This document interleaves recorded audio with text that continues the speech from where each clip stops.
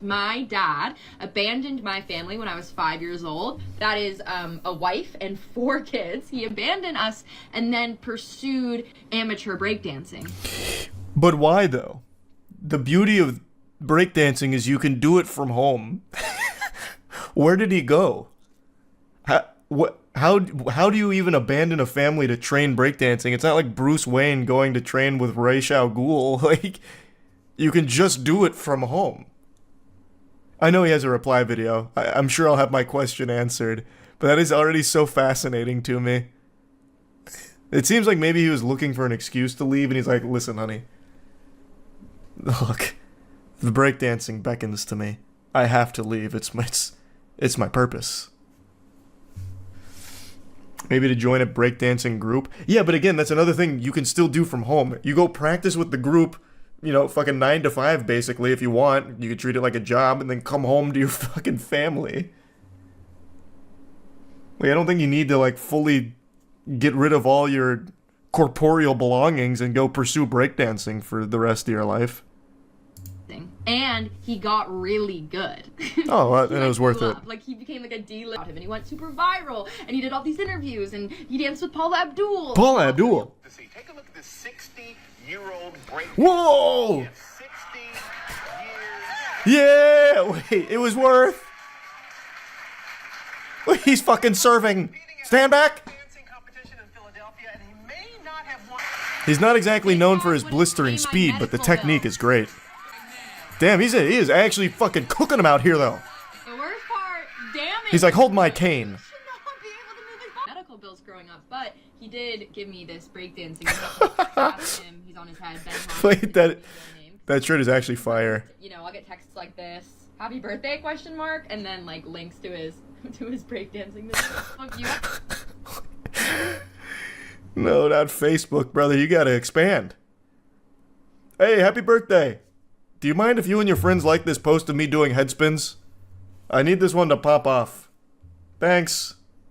She seems like a really good sport about that. I would be pissed. I would be inconsolable if my father left me to fucking breakdance. I'd be mad. Pays his alimony with merch, super based. True. He's a Hitmon top. Also true. Yeah, my dad just left with another woman. Cringe. Alright, so this is his response then? I wake up at 6 a.m. to find that my daughter has posted a TikTok video trashing me. She's a big social media influencer with millions of followers. Here it is. 6 a.m. to do some Oh work. my god, this is 10 minutes. Some of her videos get millions of views. And this video has tens of millions of views. Yeah, it was 1 million popping. Likes, 20,000 comments, 40,000 bookmarks, 30,000 reposts. It's just insane. So I thought I'd better watch this video. And frankly, I was pretty chagrined by what I heard, to say the least. But honestly, the more I love the way he presents this. It's like a substitute teacher trying to win over the class with like quirkiness. Like his intonation is really interesting. First, I can see that as a 5-year-old, Maddie would see her dad as having abandoned the family. One day I was living there, the next day I wasn't. And that will look like abandonment to a child. And most married people. Couples do get divorced about half the time in America. And I was see. just living a mile or so down the street in LaGrange, Illinois. We just weren't living under the same roof. Now, about not paying medical bills, that's just not correct. Here was the financial arrangement of the divorce. Maddie's mom, my ex-wife, got $2 million at the get-go. No! Out of the gate, a lump sum payment. Plus, I was paying her $18,000 per month in child support and alimony. Where is that coming? Whoa, I didn't expect that. Wait a minute, this guy's fucking loaded. This guy's got clams. And moves.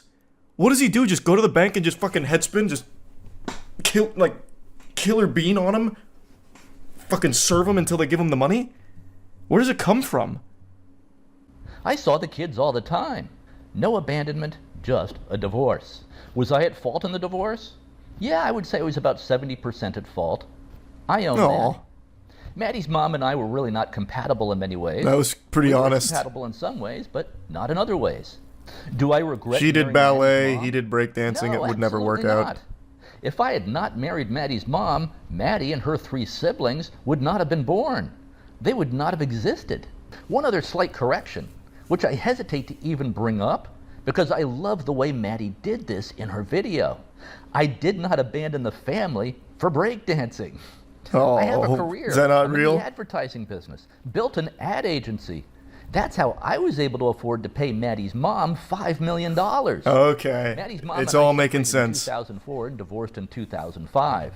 I took up breakdancing entirely by accident in 2012. Now, some of you might be wondering, can he still breakdance at age 66? That is what I'm wondering. Well, I don't know. Let's see. I'll give it a try. Okay, Maddie, let's see how the old man does. What kind of Mojo Dojo Casa House is this? Fucking Bitcoin merch, Bitcoin flag, weird plants from like the Spore universe, and an American flag. Where does he live? It's like a Sims house. Hey, oh, hey, wait a minute though. Hold on to your britches, sports fans. There's a 100% chance of serving.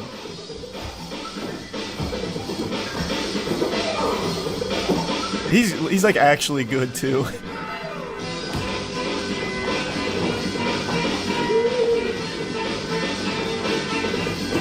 Oh! Jesus Christ! His coccyx. It wasn't ready for that. He's pretty good though. Now, it's been some time since I learned the art of breakdancing. I'm gonna tell you right here though, this looks like a bit of a flubbed move. I don't think this is how you want to... Oops, where was it? I don't think this is where you want to land it. Because he just kind of like... pelvis to the floor blasts it. Where was it? It's right here. Like that's just... I don't know. That just doesn't seem smooth. Like I know every part of his body was squealing out in pain from this. Because usually you want to like kind of do what, like roll into this, kind of like parkour, but on your tummy. Kind of like doing the worm, from what I understand, what I remember rather. Especially at 66, those bones, they're not built the same way anymore. There's a lot of wear and tear on those joints as well. And he just, bang, like dropping a pile of meat on the floor. Pretty good though. Like he's actually good though. I am genuinely impressed. Few details are off. No doubt because of what she heard from her mom. And I do think it's a great storyline that a 54-year-old dude left his family to pursue breakdancing, even if not quite true. Yeah, what a great story. A bigger truth, a truth that is really truer. Who wouldn't want to pump their fist to that one? This could be a very funny movie plot. I love you, Maddie. You are very creative and talented. Keep doing exactly what you're doing.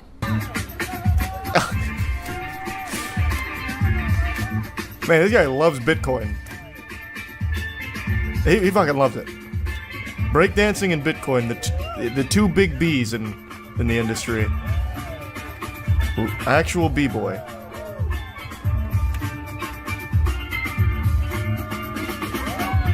But maybe that is how the move is supposed to go. Maybe at 66 it just goes a little differently, because there's no way that feels good. I think you're supposed to lower yourself into it from there, but he just keeps hitting his whole weight on it. So you said Maddie responded to that video? Where's that? Now I want to see. Is this it? Okay, here. Obviously, in real life, it was a lot more like complicated and traumatic, and it was really hard. He left us, immediately married another woman. We didn't hear from him for years, and then he would visit every few months, and we'd go out to dinner, but like, he truly had no hand in raising us at all. We don't speak with any sort of regularity. He doesn't know when my birthday is. Like, as you guys saw in the video I posted, he got it wrong. He gave us some money growing up. Yeah, but he gave you like, some cool I merch. don't know the nitty-gritty of the financial situation. I really, really don't.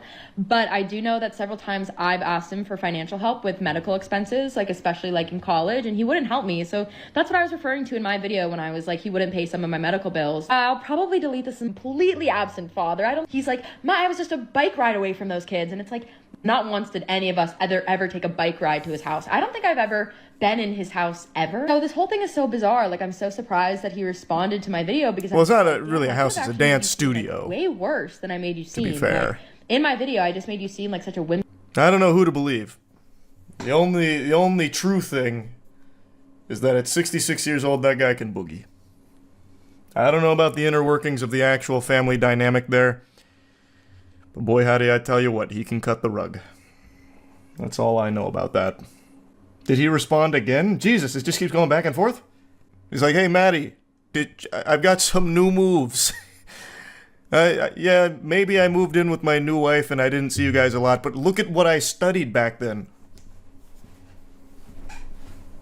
It's called the Bitcoin boogie. I hope he responds again if he hasn't. I'm really interested in this now. I am fucking captivated by it. This video... Oh my god, 30 minutes. Jiminy Christmas. Ah. Fuck. My Sunday video on my daughter's viral... And another new Bitcoin shirt. Her dad. Many of her TikTok videos get millions of views. Maddie's initial video about me got 7 million views last I looked. Just on TikTok. Hey, okay, is there 2x speed on Twitter? Okay, we're gonna 2x this bad boy. Abandoned my family when I was 5 years old. That is. What's the difference between a... So he's posting. Okay, so this footage is to show that he was more active in their life than she lets on, I guess.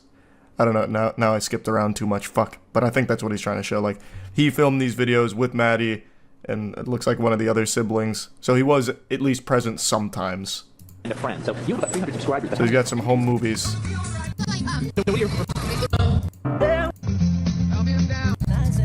Man, this whole thing is just... Was that a Bitcoin shirt even in the family photo, brother? There's no way I saw that correctly. Was he wearing a giant Bitcoin shirt even in that family photo? It's hidden from me now. It was. It's literally like a paintball shirt, but with Bitcoin on it. My god. His Bitcoin merch is like my white t-shirt. He's like always in it. Let me be clear. Maddie is not lying in her videos. She is saying in these videos what she perceives to be true from her perspective. She's expressing her truth. And her perception is impacted radically by 19 years of brainwashing by my ex-wife. I don't want anyone attacking or bullying Maddie for her videos or views. She watched my video and seemed to like it, thought it was funny. So then I suggested, since you aren't going to take down your video and correct it, I would at least like you to post my response video on your feed. I explained to her that people will love it, predicted that it would get millions of views on her channel, because her videos often get millions of views. I also suggested to her that after my response video, I could fly out to Los Angeles. We could then do a collaboration video, sit down together, and hash out these issues. This dude's like a YouTuber leech. Like, hey, wait a minute. What if we like collab? Look, I'll teach you a headspin, right? We'll plug Bitcoin, right? Obviously. And it'll be like fire content. Like, what do you think? Well, then my response video will start to blow up. Hey, Maddie, who are you rating these days? Yeah, can you get me on your auto host, Maddie? Like, I just posted the fucking incredible Bitcoin HODL explanation. Like, I think it'd go really hard. Your audience would vibe, if you don't mind putting me on there. Mentally. They try to take things in stride and don't get wrapped up in drama. Anyways, no, we did not move to Florida. Wanda and I bought a second house in Florida in 2015. But we still maintained the Illinois house. And remember, the kids were older by this point. 2 were in college, 2 were in high school. The kids were doing their own thing by this point. We would typically stay in Florida in the winter, and then stay in Illinois when the weather was nice, in the spring, the summer, and the fall. We would shuttle back and forth between houses. Wanda and I still travel back and forth between Illinois and Florida, even though the kids have grown up and dispersed around the country and the world. Except for my son, who is still in Chicago. I'm learning so much about this family. University in 2021. Upon graduation, she went to Los Angeles, co-signed her apartment lease, and paid $2,500 toward her used Ford Fiesta. But also, she had broken up with her boyfriend around this time.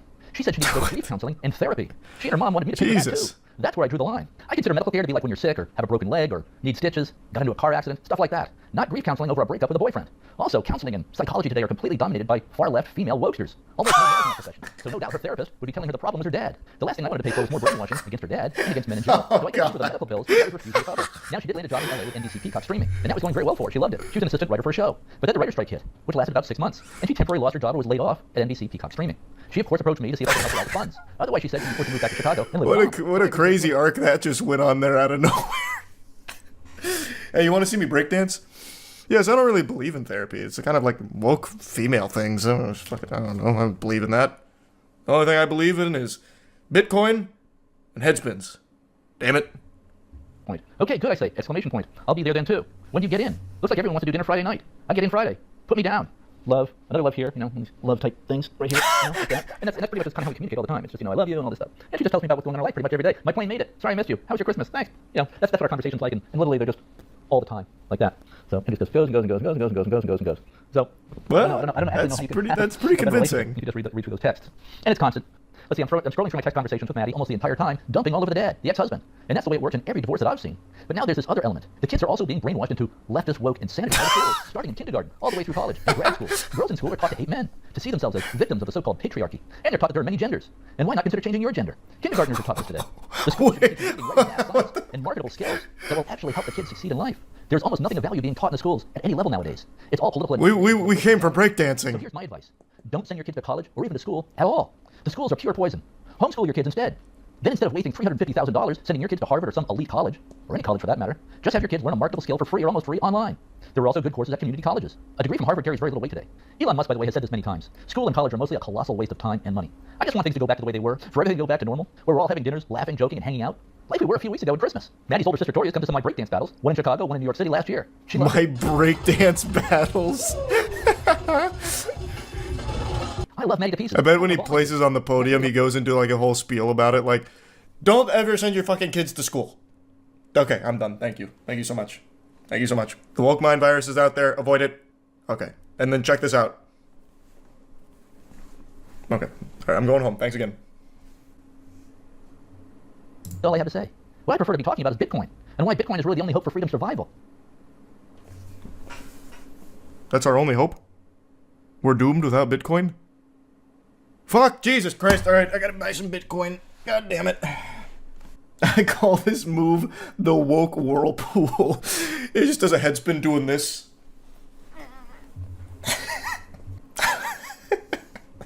This was such an incredible saga. Has she responded again? Is there more? Oh my god. There's still more. How? It's still going. Fuck. I'm too deep. Help.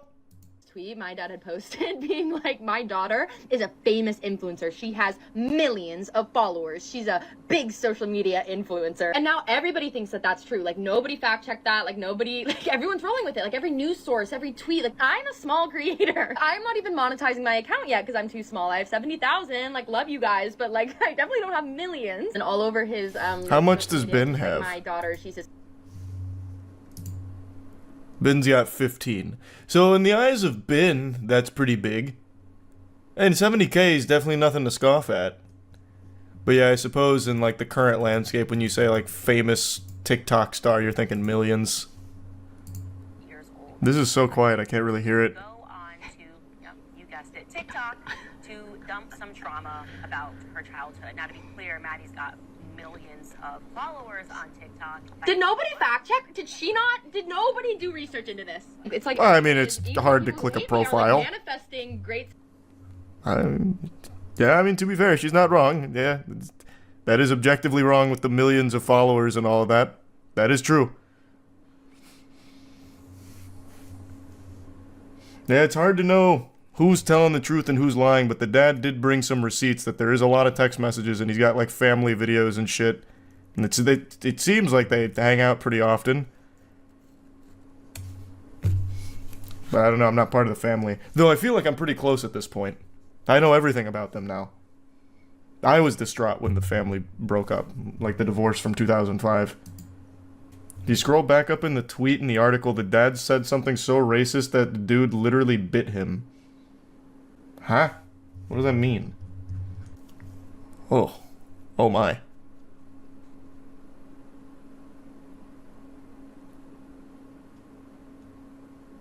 Well then. Is it really the same guy? I have no fucking clue. It's in the article, I'm guessing. This definitely isn't the same Ben Hart. He's 66 right now. And in exclamation, what do you mean? In blank, it was 24. He would have been in his 30s. This is not the same guy. What year was it? 1984? And how old is he? He said 66 right now? Okay, yeah. 66 minus 40, 26. Yeah, it sounds about right. So, I mean, that would be the same age. That would be correct. I'm sure we'll get a response from Ben at some point. Yeah, you remember that 1984 thing? Well, we don't need to talk about that. Let's talk about Bitcoin and check out this new maneuver I've been working on.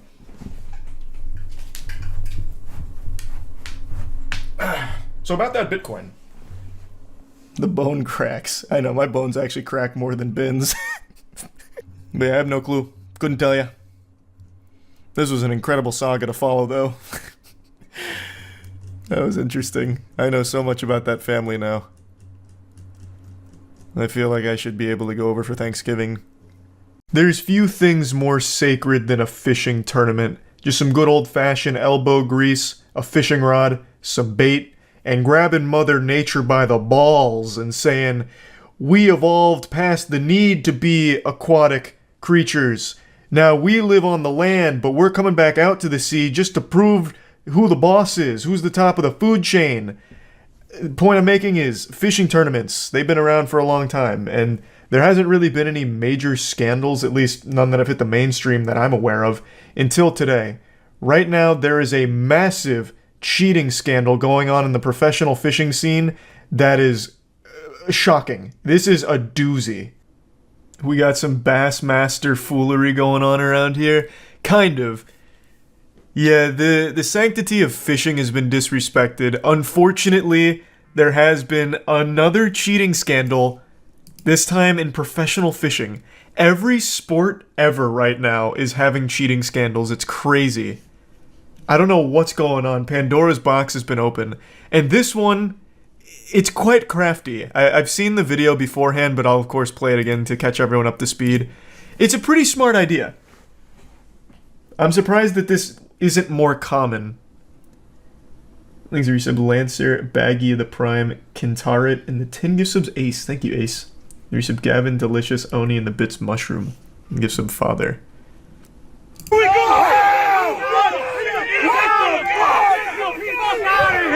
It's like a NASCAR rally. Show me your butthole. Where's the other one?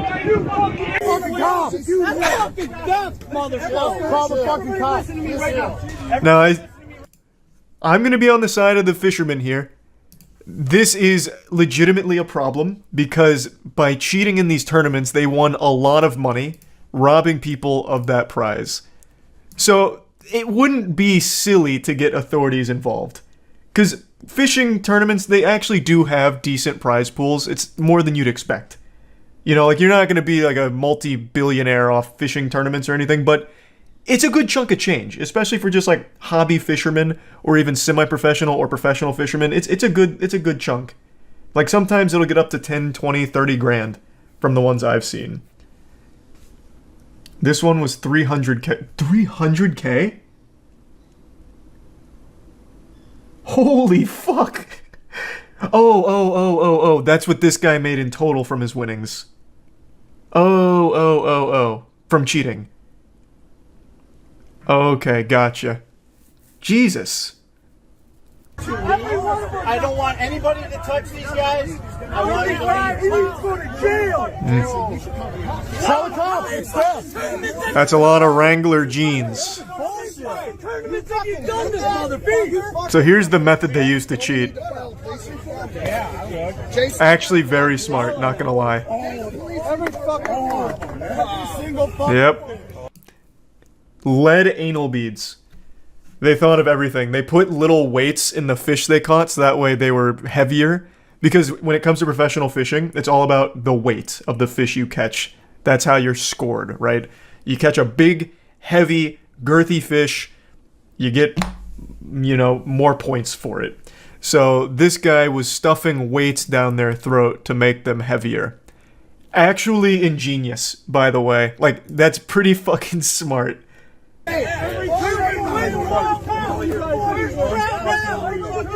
Fucking champ, dude. I mean, we all fucking knew it. What the fuck, man? One guy's just so disappointed. Hey, man, what the fuck? A filleted fish. Look at this. Is a fillet, yeah. A fillet fish. It's a walleye fillet. Yep. He needs to go to jail. Now, one thing I had a question on, because I haven't finished the video, I wanted to save the ending for stream, so that way we're all learning together. Is this the cheater right here? Because he looks very defeated. I'm assuming this is him. Yeah, it is. Jake, as the good book said, you can't cheat in fishing. One of the 10 Commandments. And he's got sponsors, too. At least judging by his jacket here. That's rough. You got anything to say? Hey, you guys didn't we fuck all that fucking money. Talk shit to me, dude. And that's what you fucking do? How many fucking ways are in there? Oh, man. I'm surprised it didn't get more aggressive. What did Steve do? Take pictures. I need pictures. You videoing this whole thing? Got video. Yeah. I videoed it right off the rip. Was Steve the one that caught him? Let me take pictures. You fucked over a lot of people, man. They've been doing this shit for years. Cheating motherfuckers, man. Piece of fucking shit. I know that. You got a fucking boat. You got thousands of fucking dollars. You stole from that. He's absolutely right. He did steal all that from the people that competed legitimately. So how was he caught? I didn't want to look too deep into this because I thought it'd be more fun to uncover the truth together. Where can I read about like the method the method they used to catch him? Because now at this point, I'm expecting a lot. I'm expecting they use like infrared scanners or something. They brought in a fish whisperer to ask the fish how much it weighed. And then when it turns out the fish was lighter than the scale said, they got suspicious. I'm just gonna go ahead and say it. This is more than just an accusation. This is like as definitive proof as you can find of cheating. Fish aren't just swallowing these lead weights. Like, that's just not happening. This guy's a 100% cheater. It wasn't an accident. Okay, so they came out with a firm statement. Disgusted guys and gals, I'm sorry for letting you down for so long. I'm glad I caught cheating taking place in your loot at the same time. What in tarnation? What is that? I'm glad I caught cheating taking place in your loot. What does that mean? It's an acronym for the tourney. Oh, the Lake Erie Walleye Trail. Ah, gotcha, thanks. Nice. Good work, loot. How did they catch him, though? Clearly got away with this for a long time. How were they finally busted? Why weren't they bleeding? Well, if you read this paragraph or this sentence right here, it explains. 2 anglers were caught cheating in a Cleveland fishing tournament by adding lead weights in fish fillets that appeared to be previously prepared to increase the weight of the fish. So it wasn't just the weights. That's why he kept pulling out the, look at this fillet! Fisher, the tournament's organizer, told 19 News the fish looked smaller than they weighed. This prompted the fish to be checked for any signs of cheating. Wait, they eyeballed it? How did they get away with it for so long then? I assume the weight was just like marginally bigger than the fish, so that way it wasn't too suspicious, but if they were able to eyeball like, wow, this is outrageous compared to the size, how could they have possibly got away with it for a long time? Or maybe Fisher's just got a really strong eye. Yeah, no, this guy's got a great name to be a fishing tournament organizer. His name's just straight up Fisher, so that's cute. I run a fishing tournament in Louisiana and we have busted someone for this exact same thing. When we went to put the fish on the scale, the weights fell out of its mouth. Oh, get fucked. Unlucky. He's got to work on stuffing that turkey. Amateur. He made $300K in just 1 year. He's made $3 million total from cheating. Oh, god damn. 3 million clams? Yeah, has he made a statement yet? What's his name? Jake? They just kept saying Jake. Jake Runyon and Chase Kaminsky. It was 10 pounds over the previous record, but the fish didn't look record size. Oh, so they really just flew too close to the sun. They went wumbo on it for no reason. I mean, legitimately, there should be like legal action that comes from this. If he's cheated $3 million out of these tournaments, that should be a lawsuit. And the shamelessness to do it in fishing, of all things. I'm sure a lot of you have seen all of the FaZe drama that's been going on Twitter over the last couple days. And FaZe is something I've talked about quite a bit over the last year because it's been an absolute circus.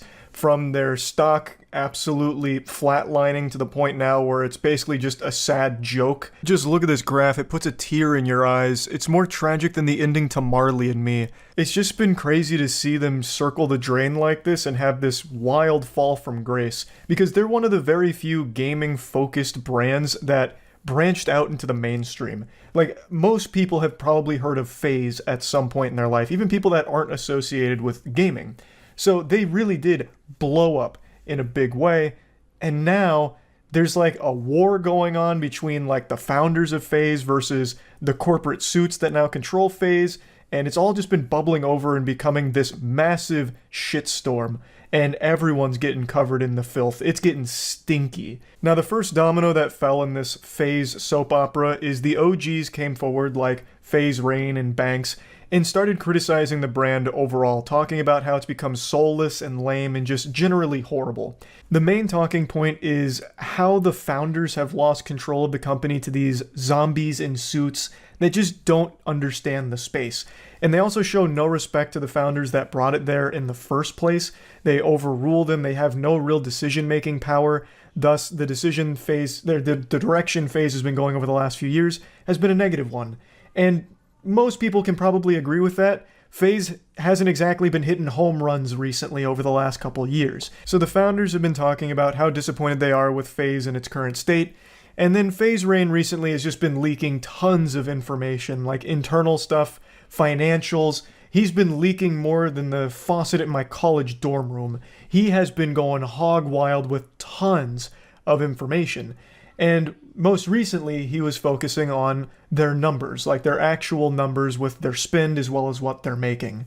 He made a video going over their financials, talking about how much they spend on certain games in the esports space, as well as the lack of return they see from it, even disclosing Nick Merck's salary for being on FaZe, which is like $1 million a year, and he just goes over how much they're spending and how they're not seeing any of that money. It's just fucking vanishing into thin air and just like literally bleeding them dry on finances. According to a lot of his numbers here, they're spending over $700,000 a month on like esports stuff. That's crazy, and they're not seeing any money come back into the company, which isn't exactly an eyebrow raiser. This is something everyone's speculated for a long time because it's become very clear to actually every single person with eyes that the entire esports scene just doesn't make any money. What's wrong, Io? I don't know why the esports scene is so shit for generating profit. I have no idea. I don't have the answers. What's wrong? I've upset Io mentioning this. Because it is heartbreaking. Like, esports is a scene that you get in for passion, and you see a lot of orgs start to close their doors because they just can't stay afloat. It's very expensive, and you don't make anything. So Rain was going over their numbers, which I do believe because like the information he's been leaking has so far been confirmed accurate, and he's just talking about like how much money they're losing, and it's a lot. Over 700,000 clams, over 700,000 pristine doubloons is a ton of cash. That's nuts. To convert that to Robux, I wouldn't even know where to start. You'd need like fucking 50 zeros at the end of that number. It's a lot of money that they are pissing away and not getting anything back from.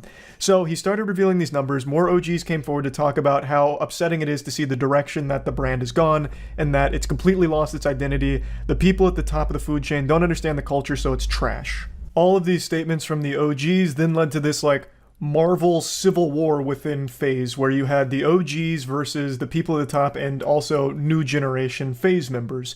So a lot of the audience was on the OG side and a lot of the audience on the new side, and it's just been this constant clashing. And yesterday, it really festered into something pretty foul. So just to give context here, it started with this tweet from FaZe Clan where they said, "We want more women in FaZe Clan." To which FaZe Rain replied saying, "Spoiler alert, it's Grace, and the only reason I heard was because she was on one episode of Stranger Things."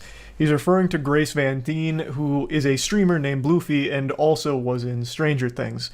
So it turns out he was 100% right, because yesterday FaZe announced that Grace Van Dien is joining the FaZe family.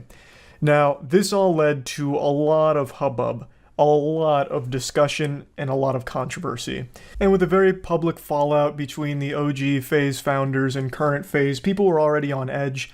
It also really didn't help with the FaZe tweet about wanting more women in the organization, because that got the community excited, thinking that FaZe was about to make a big signing from someone who's been grinding in the scene for a long time, working hard for an opportunity like joining FaZe. And then turns out they had already made their decision when they had made that tweet. So that was kind of a bad look, and it didn't do anything good for Grace, because it put her in an uncomfortable position where the community was upset that she got the opportunity being a relatively new streamer. They thought that they had signed her just because she's a celebrity. So some members of the community got upset at Grace directly, which I think is super misguided. There's plenty to critique about FaZe signings and business decisions, but Grace didn't do anything wrong here. She does stream often and then had this opportunity to join a huge org. Yes, being an actress did obviously help her get this opportunity for sure, but at the very least she seems excited about it and does actively stream, which is already more than you can say for half of their celebrity signings. Like Snoop Dogg, for example. They paid him a fat load of money, as well as stock, in FaZe in order for him to be on board the FaZe family. And all he ever did was take a single photo with them, and then the word FaZe never left his lips again. He must have been hit by a Men in Black neuralizer that erased his memory of FaZe Clan entirely, because he never did anything with them, in spite of getting all of this money and this stock. And it wasn't just him. They've done this for multiple other celebrities too. Like Kyler Murray, who I'm pretty sure all of you watching didn't even know was part of FaZe Clan at any point. I didn't until I watched Ludwig's Mogul Mail on it. I had no idea Kyler Murray signed with FaZe, but he did. Kyler Murray never even mentioned FaZe Clan a single time. Not once. After joining. But in this case, Grace is an active streamer, thus will be presenting the FaZe brand to her audience, and she seems extremely excited about doing things in collaboration with FaZe, which is infinitely more than any celebrity that FaZe has signed recently. So I really feel that the anger directed towards Grace is just a little weird. The focus should instead be placed on how out of touch FaZe has become with the decisions they make. For example, this was also mentioned in Ludwig's Mogul Mail, but it's something I've talked about as well, where FaZe had that whole super expensive reality show where, you know, who wants to be the next FaZe member? So you want to be a FaZe superstar, do ya? Well, hop on board the Polar Express here for this FaZe show. And they put so much money into it, and only like 6 people ever watched it. Like, they dumped money into this completely geriatric, dumb ideas like that reality show that no one cares about, no one gets excited for, and all of their YouTube content is beyond dead. And no matter how much mouth-to-mouth they give it, they can't revive it. They can't get that heartbeat back, no matter how much they try, because they just don't know what they're doing or what direction to take FaZe. It's become very corporate, and most people don't vibe with it anymore. And it's also led to new FaZe members fighting with the old FaZe members, so they're like actually butting heads and, you know, throwing down in the Twitter replies against each other. So it's just been so much fighting and drama with FaZe because the founders lost control of the company, and the direction it's gone has only further decayed the brand to the point where it's at, 55-cent stock price and kind of just like a joke in the industry outside of some of their esports teams. Like, they are still doing really well in the games they're in for the most part. Not entirely all of them, but a large chunk of them, their esports teams are still top of the line. So it's just a shame to see how bad things are behind closed doors at FaZe. And now those doors aren't even fucking closed anymore. Those doors have been kicked open. The entire public is being exposed to all of the dirty laundry of FaZe, and all of it's happening publicly. I am still shocked FaZe Rain was even able to release all of the information he has without getting sued. I would have thought they would have had so many NDAs out the wazoo on FaZe Rain, but he's just been revealing everything. So I'm starting to believe they probably just forgot about him and all of the founders, so they never even bothered to NDA them. So he'll probably just continue to share shit without repercussion. So I'm pretty excited to see what else he starts bringing to the public eye with FaZe.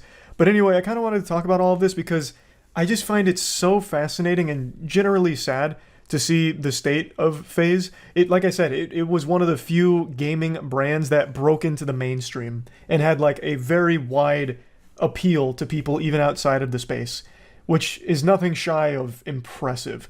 So to see what it's become is just wild, and to see how it continues to unfold is shocking. And I wanted to talk about it a little bit. I don't know how it recovers, I really don't. Like, even if it does get back into the hands of the OGs, I still don't exactly know how they right the ship right now. I don't know how they fix all the damage that's been done to the brand. They probably have to start over, like, at the very bare bones level and build it all again. Because it's just been so tarnished. And they've lost so much money as well. I just don't know exactly how you fix it. But anyway, I just wanted to go over it all. That's about it. See ya. So, the drama I want to follow up on today is one I talked about earlier, a couple days ago. The YouTuber who got 150 videos taken down by Toei Animations in a single day. It was more like a single hour, it feels like, but his shit got fucking tanked by Toei because he covered like Dragon Ball, he covered One Piece, and they're just fucking awful. I've said up for a long time, anime studios and a lot of just Japanese companies in general are super out of touch and afraid of the internet. They treat the internet like the boogeyman.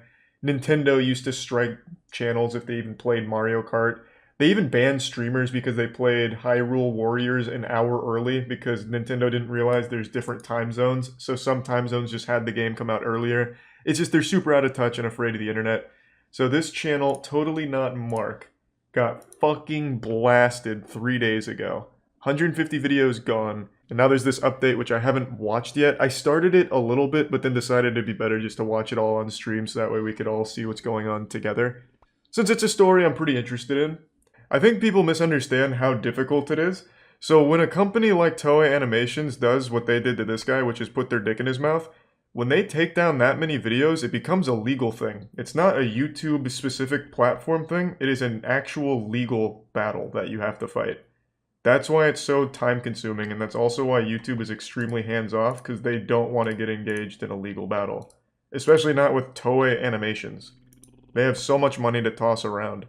Now, he mentioned in the last one he could go through and manually dispute each one, but it takes a long time to resolve it that way. It's extremely tedious. Per the request of my contact at YouTube, I spent over 3 hours fighting disputes, and the next morning, less than 12 hours later, Toei responded to each and every claim. This is... Look, I love this shit. Look at the timing on this. This is... Both of these are within a minute. They've got some real fucking speed readers over there. Some kind of supercomputer that's built for nothing but fucking people in the ass on the internet. That's impressive. Manually reviewed, too. Oh my god, they're incredible. They were able to somehow manually review all of these in 25 minutes. Sometimes in the same minute. Impressive.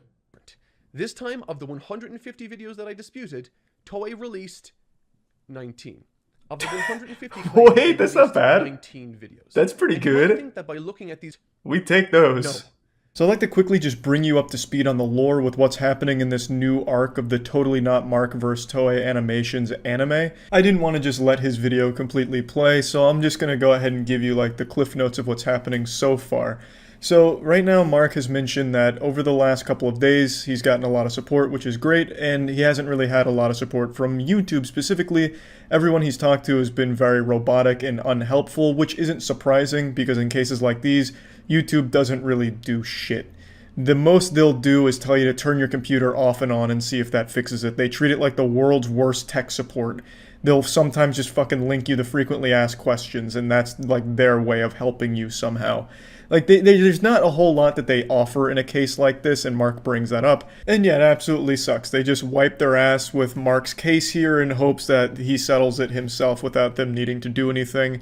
And then Mark goes in to explain that he has gone through and appealed all of the cases, and as of the time he posted that video, 19 of the videos were actually reinstated. Which is great, but that's obviously a small number in comparison to how many were taken down. And they still withheld their decision to keep those taken down, but for some reason relinquished 19 of them, even though those 19 are also exactly the same as the other 150 in that they're fair use. So it was weird that they singled out 19 random videos from 150. If 19 of them were okay, then all of 150 should have been okay, but clearly this wasn't like an actual manual review from Toei Animations. They just went through and just fucking started slapping their keyboard, and 19 of them for some reason got unbanned. But they're cool with literally the entire Battle of Gods movie, the entire Resurrection F movie, and the entire Broly movie to be freely available on YouTube. Seriously, check it out. Look it up. They're there. I'm gonna look that up right now. I bet they're gone now. Just a hunch. Dragon Ball Super Brawly Dublado.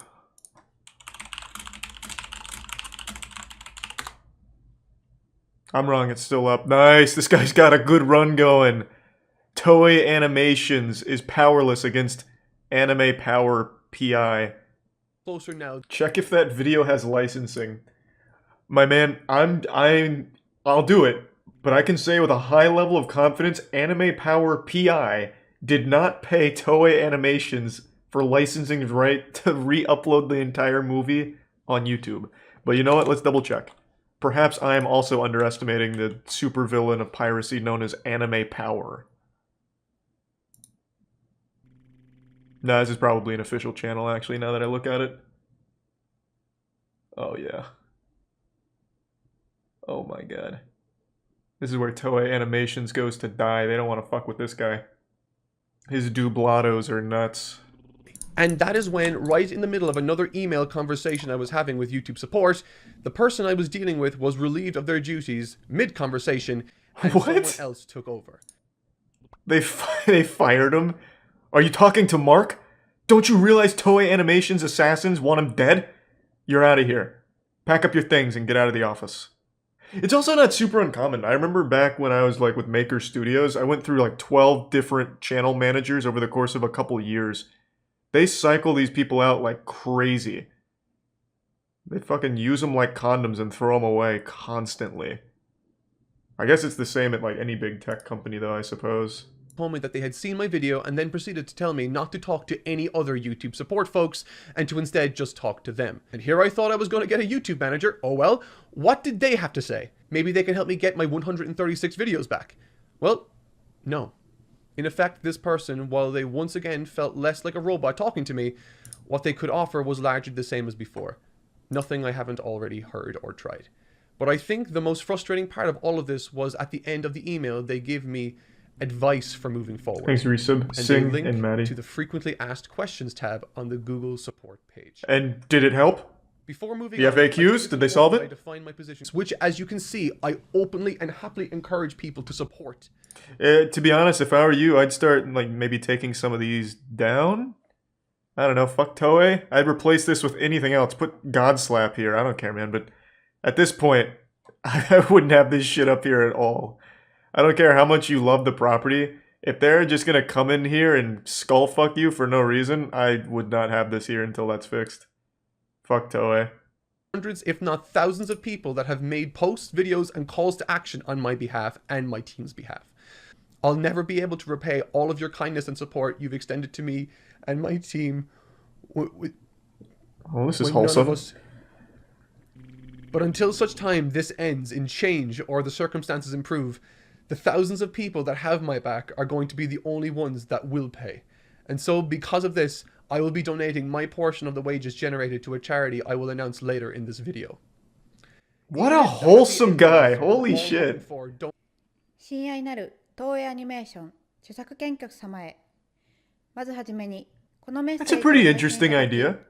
誠にありがとうございます。私は自分の仕事と家族や従業員を I actually think that's pretty smart. 失うかもしれない窮地に I have never seen this attempted. 私は思っています。だから私はあなたたちの作品を盗もうとする人々を Maybe that is super interesting. So one thing I do know about Japanese companies is they value like the Japanese consumer far more than like a Western audience. So I guess if this got legs in Japan, it'd really improve his chances, I think. Because again, the only way he can really fight them, he's not going to beat them legally. I think there's a 0% chance that happens. But if pressure mounts to, you know, like I'm going to stop buying Toei products, I'm not going to, you know, do a cum tribute on the latest Luffy figurine or anything like that. Like if they start taking a reputational hit, I feel like there's a good chance they just release it and like just say it's not worth it, you can just have your videos back. So I think it's a pretty interesting idea to try and get legs there in Japan for the movement. 同時に争うことはできないので、今回の150件の申し立て Wait, に I didn't know that. You can't dispute more than 2 claims at a time? Oh, I had no fucking idea, actually. So that's where the 30 years would come into play? Holy shit. That's kind of wacky. I didn't know there was a limit to it. I thought it was just because of how long those things typically take for a company to respond. I didn't realize there was an actual cap on how many you can be like engaged with, so you can only like double fist that you can't double fist them. もし私に選択肢があるならば、私の動画が日本で公開されないように完全に差し替えたいです。しかし、YouTube のシステム上、私にその権限はありません。そして、Yeah, so basically, he wants the video. Yeah, for anyone that just came in. His videos got taken down by Toei. He wants them put back up with like a block on Japan if that's the problem. Which is something YouTube does. Videos can be blocked by a region, but you can't manually set a region block on your content. Which I didn't know about. I've never thought to do that. I never thought like one day came up where I was like, hey, you know, fuck Estonia in particular. I'm going to block my shit over there. But his solution is put the videos back up and we can block them in Japan. If that's what needs to be done, that's no problem. Which I think is a good idea, if that is the problem. But he doesn't have the power to do that himself. It'd have to be Toei Animations that does that. あなた方の会社から返還されていません。そのため、私自身と世界中の何十万人もの人たち Ooh, I like that, kind of putting a threat in の there. 映画をサポートすることを This feels like something out of Death Note now. そしてこれが今後他の YouTuber にも起こり続けるとなると何百万人もの人々がボイコットをする可能性が大いにあります。Oh, there's 2 separate ones. So what kind of power does Oda have? Doesn't he just make One Piece? I don't think he could really like hop on the Toei Animations YouTube page and unblock his videos, right? So is the idea to put pressure on Oda, who has a lot of pull within the company? I don't really know like how that's structured, but I do remember like the Bleach guy, what's his name, Kubo? Kubo used to get slapped around by like the, what was it, Shonen Jump? My god, they abused that man. And he was one of the most popular manga creators there is. So I imagine Oda's got to be kind of in that same boat, right? Or maybe I'm just wrong. Maybe I just don't understand how huge One Piece is. 私を含むすべてのファンから謹んでお願いを申 Is し there 上 a げま dub す。 for this? ファンたちは海賊版行為と戦い、東映アニメーションからお金を稼ぐつもりはありません。私たちは Sorry to keep pausing, but this is pretty interesting. I haven't seen this. I think it's an overall really good approach, at least with the first part to Toei. I just don't know anything about Oda, like how much power he commands. Is this something he could even see? With the way they treat some talent in Japan, like back to Johnny and Associates, Kimura wasn't even allowed to have a social media account until 2019. They would not even allow him on the internet. He was forbidden. So is there a chance Oda can even see this? Or is he just totally on a different level? He's very connected to his community. So I'm seeing between 0% and like a 10% chance he can see it, from what I'm gathering here. So it does seem like he pays attention to the community. So then it doesn't seem like a bad idea at all. Even if it's a slim chance, it's better than 0. Again, like, at this point, with his entire livelihood being threatened for no fucking reason, it's worth trying if there's even a slim chance. This is weird. So I've seen this on Twitter, and now I see it here. This guy steals their content and then makes someone else make an apology. Well, A, he's not stealing content, and B, he's not making an apology. It even came across like a little bit of a threat towards the end there, which I fucking respect. Throw your whole meat on the table. Fuck Toei. He's not stealing anyone's content. It's no different than reviewing for movies or games or anything. It's the same way. It's the same exact thing. He does an analytical breakdown of the content. Like it's not even close. He's not doing like what was her name? Like Susie, who just puts her face cam while watching Naruto. That's not the same thing. he breaks it down and talks about it from a storyteller's perspective and going over like the entire purpose of why it exists. It's a really dumb take. At no point is he stealing any content. Even when he uses clips from the show or from the manga, that is totally within his right to do that. Reviewers do it all the time for other properties without issue. It's only for anime that they take this supreme stance where, like, unless we give you permission via our pigeon carriers, you don't have our blessing, and we will fuck you up. It's very dumb. Like, it's super silly. Yeah, I think even if that's a super slim chance Toei or Oda sees that, it was at least worth trying. Pretty much out of options. You can't beat a company like that legally. They can abuse it all day because no one can really afford all of those fees. Hopefully that works. He got 19 videos back apparently, so it's at least moving in the right direction. That would also be an extremely big W for the platform as a whole. If Mark's case swings in his favor, that's good for pretty much anyone on YouTube. That's good for fucking Trash Taste, that whole gang, and pretty much anyone who covers manga. That sets a precedent. And I think that's pretty important. If nothing else, though, at least he didn't get striked for them. So even if it doesn't win, it doesn't result in a W, he will at least be able to keep creating. And maybe just never touch anything Toei related again. Which is also pretty shitty because One Piece is the biggest anime thing ever. So to have a company focused on the discussion and breakdown of anime and manga and not be able to talk about the biggest one ever is also super bad for the company. So not a great resolution. Hopefully it'll all just get handled.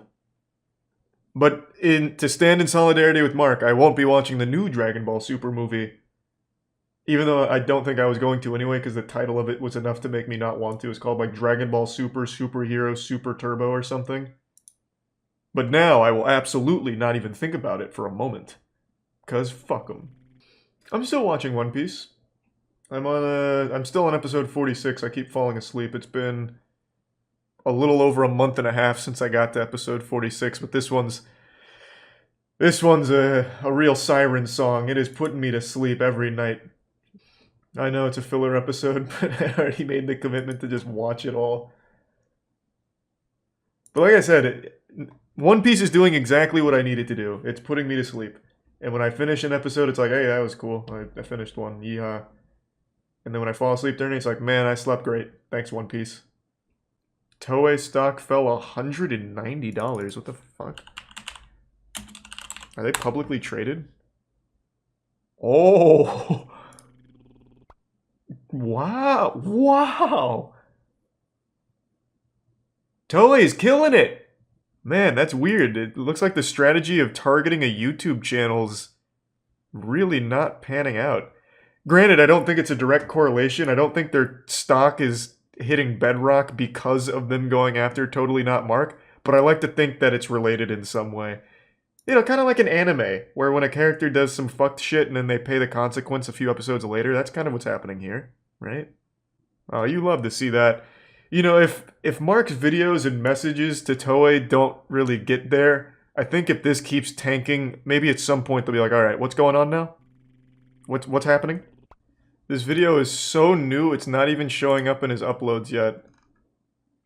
He posted a video less than a minute ago. Hold on, why isn't it coming up for me? Oh, here it is. This is going to be my last video addressing and updating what's been going on with Toei Animation. Tier 1 free I say that not because I've heard anything from them or YouTube, because I haven't.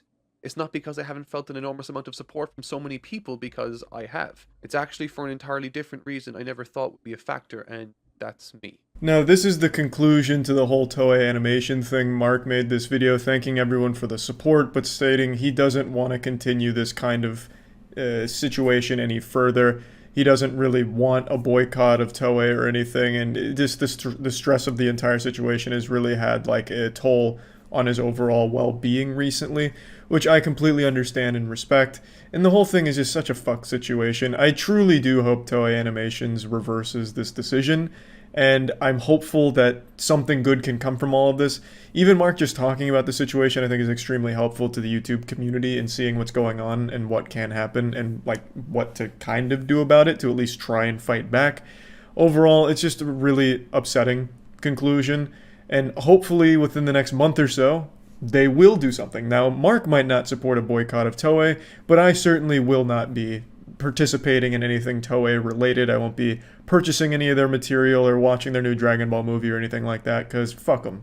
I think what they're doing here is disgusting, and I don't want to be giving money to a company that does this shit. And not just to Mark, they've done this for years, and they continue to do this, and it doesn't seem like they're going to show any signs of stopping. So, I won't be supporting them, and it's just really fucking frustrating. Now, I don't think Mark was advised by like a legal team or anything to post a video like this. It's not like he did anything wrong. He wasn't threatening the company. He was simply stating like some people feel betrayed by Toei seeing how they handle themselves online like this. He was just saying what's currently going on. That's not a threat to Toei. He's not in like any legal hot water or anything. I really think it was just this situation being so stressful, he just wants it to be put behind him, which again, I completely understand. And yeah, I just wanted to share this with all of you just to bring you all up to speed, because this is a story I've been following very closely. And yeah, that's about it. See ya. My subs are little children, alright? They're all dumb and they can't fucking read, that's fine. Fuck their opinion.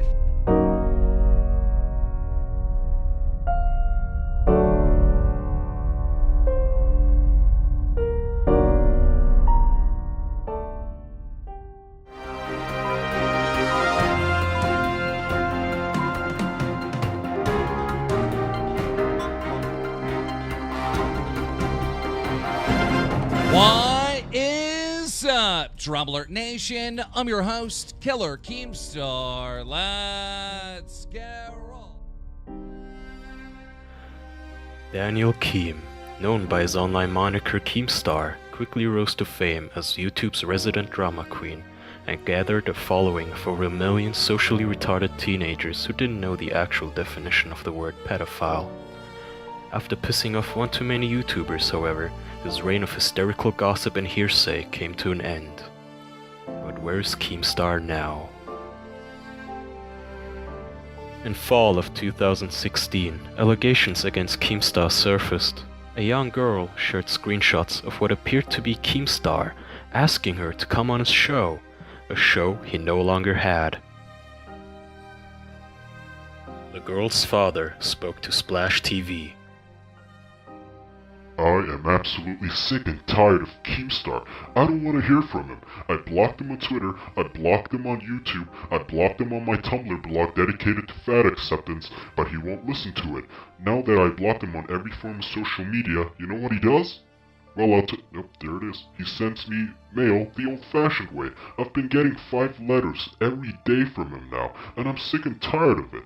Every day, I get mail, I get letters, and god damn it, they just keep asking me the same thing. He just says, come on my show, bro. Please come on my show, bro. You know, let's clear the air, bro. You know, I'm gonna get you on my show, bro. We could just, god damn it. And we could discuss it, bro. You know, I don't even keep these mails. I just throw them in the trash. Like, I made a bet out of the first 100 I kept, but past that, you know, it gets boring, so I just throw them in a bin. I'll make a little campfire for my daughter.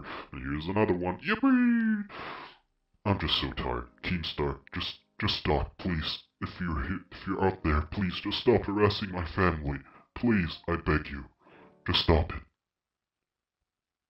God damn it!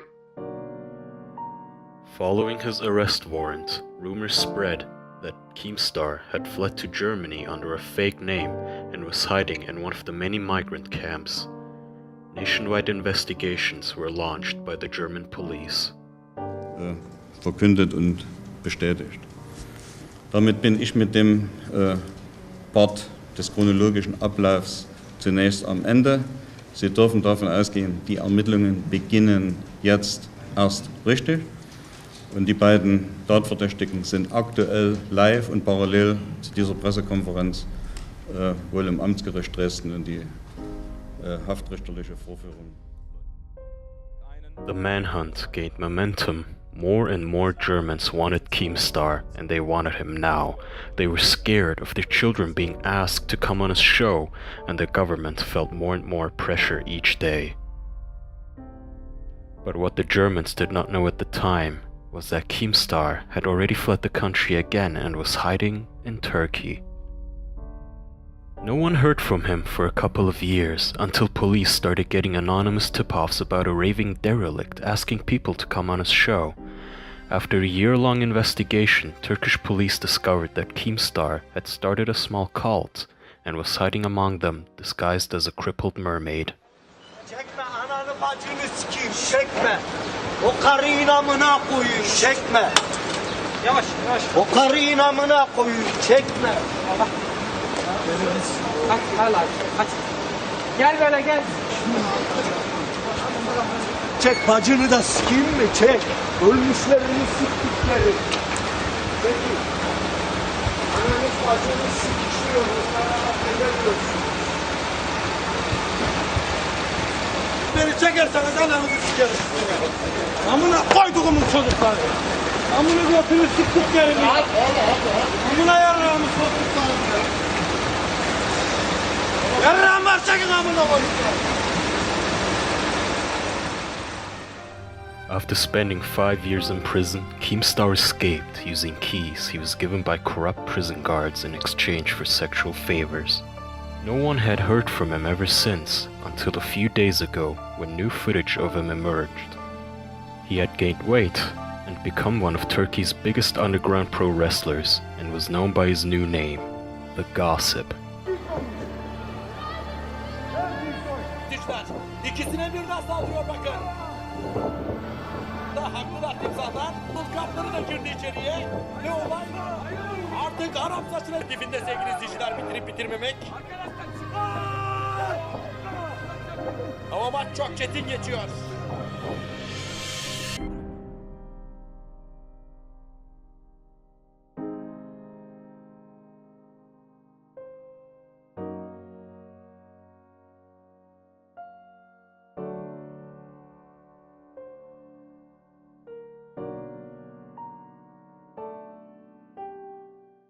Up next on Splash TV. Was the Hindenburg an inside job? Shocking new evidence might reveal that the real culprits were extremist air bison.